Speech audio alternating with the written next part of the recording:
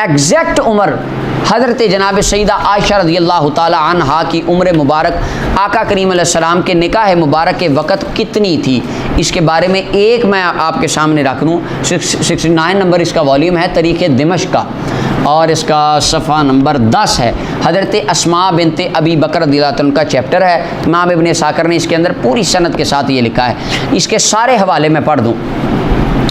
पहले हवाले सुन लें, बात बाद में करते हैं। हज़रत अल्लामा अबुल वलीद सुलेमान बिन खलफ अय्यूब अल बाजी अल मालकी अल मुतव्वा 474 हिजरी अपनी किताब अत-तादील व तजरी लिमन खरजान अल बुखारी फिल जामी सही के अंदर ये लिखते हैं। तीसरी जिल्द है, सफ़ा नंबर 1483 है, और ये तरीक़े दिमश्क का वाला मैंने आपको दे दिया। अल्लामा हज़रत इमाम इब्न कसीर अल बिदाया व निहाया में लिखते हैं, इसकी जिल्द 3 है, सफ़ा 381 है। अल इस्तिआब फ़ी मारिफ़तुल असहाब में इब्न अब्दुल बार ने लिखा, अव्वल जिल्द सफ़ा 185 है। मिरकात में मुल्ला अली कारी रहमतुल्लाह अलैह लिखते हैं, और दलीलुल फ़ालिहीन में अल्लामा मोहम्मद बिन अलान मालकी लिखते हैं। जामिउल उसूल फ़ी हदीस रसूल में इमाम जज़री लिखते हैं, और इसके बाद तहज़ीबुल अस्मा व लुग़ात में इमाम नववी रहमतुल्लाह अलैह ने इस बात को लिखा, और शेर अलाम नुबला में अल्लामा ज़ाबी रहमतुल्लाह अलैह ने लिखा।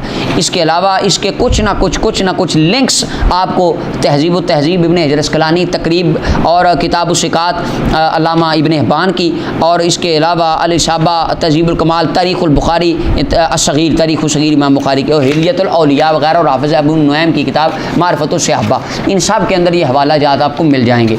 अब सुने बात के मैं आखिरी बात, एग्जैक्ट बात कि सईदा आयशा रज़ियल्लाहु अन्हा की उम्र मुबारक नबी सल्लल्लाहु अलैहि वसल्लम के ऐलान नबूवत के वक़्त कितनी थी, और हिजरत के वक़्त कितनी थी, निकाह के वक़्त कितनी थी, रसूलुल्लाह सल्लल्लाहु अलैहि वसल्लम के विसाल के वक़्त कितनी थी। अब देखें, हज़रत अस्मा बिनते अबी बकर रज़ियल्लाहु अन्हा का बाब है। इनके बारे में हाफिज़ा भी लिखते हैं, बल्कि ये मेरे सामने अल्लामा इब्न साकर लिखते हैं, कहते कानत अस्मा बिनतु अबी बकरिन, हज़रत अस्मा बिनते अबी बकर रज़ियल्लाहु अन्हा आप अकबर मिन आयशा बिअश्रि सिनीन, आप हज़रत आयशा सिद्दीक़ा रज़ियल्लाहु ताला अन्हा से 10 साल बड़ी थी।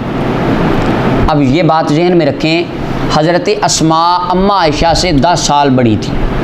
दूसरी बात, अल्लामा अबुल वलीद बाजी लिखते हैं कि तूफ़ियत में मक्का था, आप मक्का में फ़ौत हुई, साल उस वक़्त 73 हिजरी था।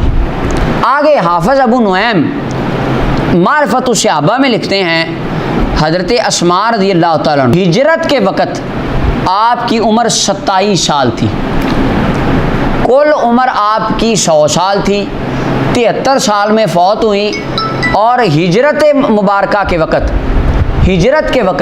सैयदा आयशा रज़ियल्लाहु ताला अन्हा आपकी बड़ी बहन हज़रत अस्मा की उम्र 27 साल थी, और ये हज़रत आयशा से 10 साल बड़ी थी। आप ख़ुद अंदाज़ा लगा लें हज़रत आयशा की उम्र हिजरत के वक़्त कितनी बनी।